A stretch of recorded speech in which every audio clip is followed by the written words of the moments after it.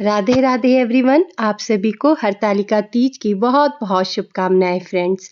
भाद्रपद माह के शुक्ल पक्ष में आने वाली तीज को हरतालिका तीज के रूप में मनाते हैं। इस बार हरतालिका तीज 26 अगस्त दिन मंगलवार को मनाई जाएगी। इस दिन माता पार्वती और भगवान शिव शंकर की पूजा की जाती है। सुहागिन महिलाएं अखंड सौभाग्य के लिए यह व्रत करती हैं और कुंवारी कन्याएं यह व्रत अच्छा घर वर पाने के लिए करती हैं। आप एक दिन पहले ही अपने हाथों पर मेहंदी लगा ले, पैरों पर आलता लगा ले। यह जो पूजा होती है वह मुख्यतः शाम को की जाती है। सुबह नहाकर अपने घर के ही मंदिर में व्रत का संकल्प ले और शाम को एक चौकी लेकर उसमें लाल कपड़ा बिछाकर चौकी को सुंदर सा सजा लें।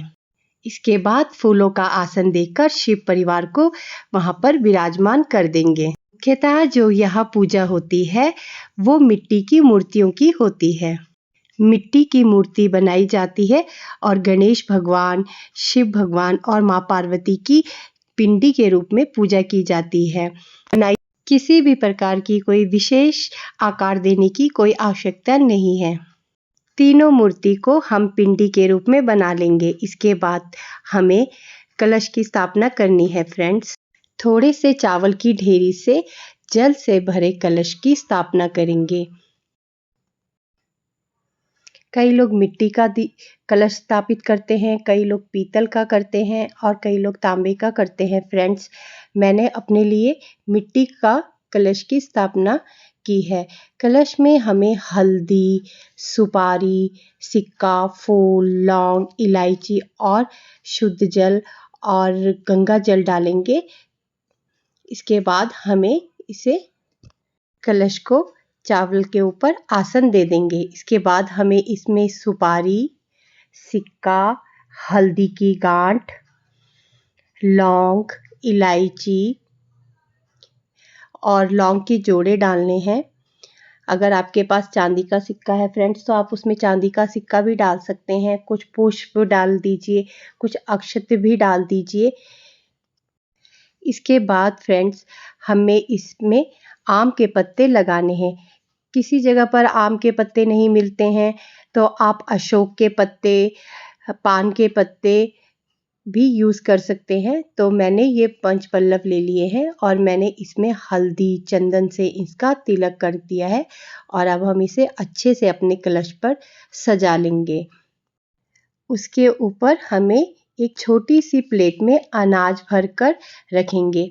आपके पास कोई भी अनाज हो, चावल, गेहूँ, बाजरा, आप वो भी इस पे रख दें।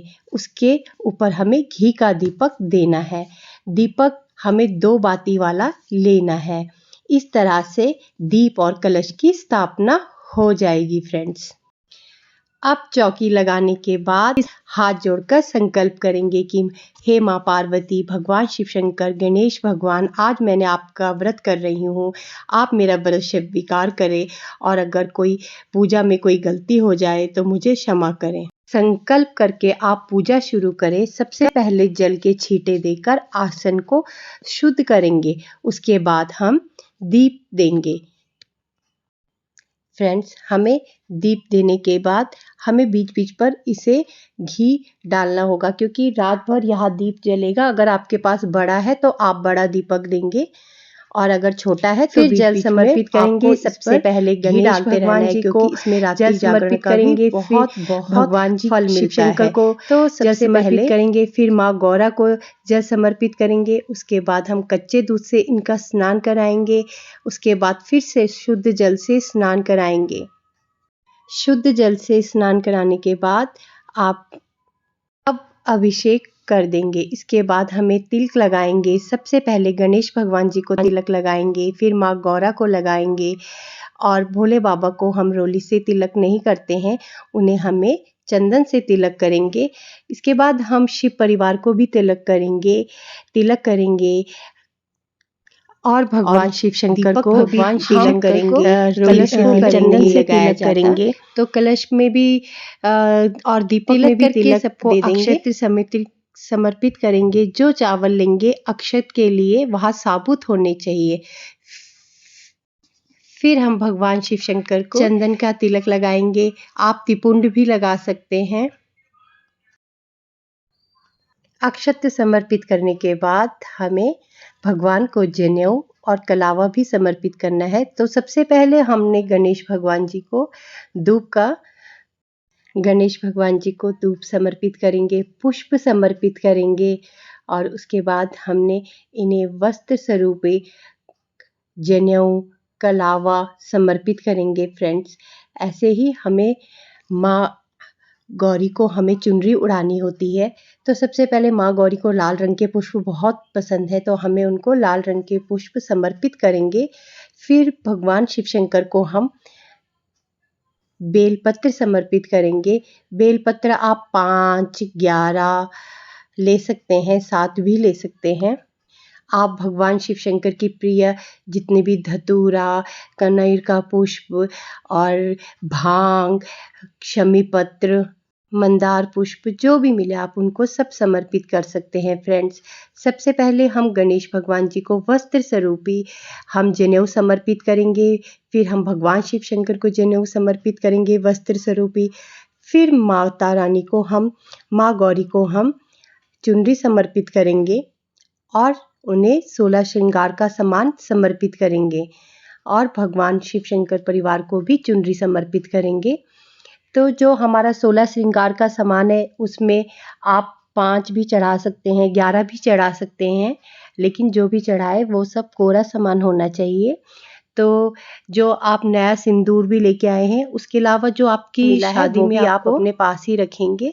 तो इसके बाद हमें भगवान को जो शिव शंकर को भांग और शमी पत्र भी चढ़ाएंगे। तो ये उसके अलावा आप उनके लिए बेर और उनकी जितने भी पसंदीदा चीज़ें हैं वो सब आप उन्हें चढ़ा सकते हैं। पुष्प समर्पित करने के बाद पार्वती ने भगवान शिव शंकर को पति के रूप में पाने के लिए जंगल में कठिन तपस्या की थी। उन्हें वहाँ पर जो मिला उन्होंने वहाँ पर उसी से पूजा की और उन्होंने वहाँ समर्पित किया। इस दिन जो भोग लगाया जाता है वो आटे से बने हुए कोई मीठे पकवानों का भोग लगाया जाता है।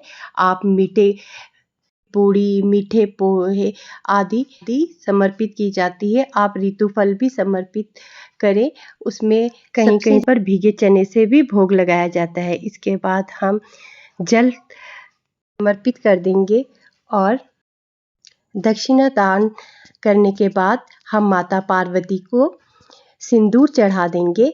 आप चाहे तो आपकी जो शादी का सिंदूरा है उस पर आप नया सिंदूर भर सकते हैं, या तो फिर जो नया सिंदूर है उसी से आप सिंदूर माता को चढ़ाएंगे। तो सिंदूर हमने 5 बार चढ़ाना है। तो जितनी बार आप सिंदूर माता को चढ़ाएंगे उतनी ही बार आप आंचल से अपने लिए भी सिंदूर माता से आशीर्वाद में आप सिंदूर लेंगे न करेंगे। जैसे आपका अखंड सुहाग है वैसे हमें भी अखंड सुहाग का वरदान दें। फिर माँ का श्रृंगार करेंगे, मेहंदी लगाएंगे, बिंदी लगाकर स्पर्श कर देंगे। माँ का श्रृंगार करने के बाद वो सारी चीज़ें हम तब यूज करेंगे या फिर हम किसी को दान में देंगे। फिर हाथ में थोड़े से चावल लेकर हम कथा सुनेंगे। तो कथा सुनने के लिए बाद हम ये अक्षत और जो हमारे पुष्प हैं वो हम भगवान शिव शंकर और माँ पार्वती और गणेश भगवान जी के पास छोड़ देंगे और उनसे फ्रेंड हमारी ये पूजा समाप्त होती है। फ्रेंड्स इसके बाद हम आरती करेंगे माँ पार्वती और शिव शंकर और गणेश भगवान जी की। तो हम आरती करने के बाद हम थोड़ा सा जल लेकर हम आरती को वार देंगे और फिर उसके बाद सबको आरती देंगे। कलश में भी देंगे, दीपक को देंगे और शिव परिवार को देंगे। हमारे सबको को देने के बाद आरती खुद भी लेंगे और पूजा में की गई गलती के लिए क्षमा याचना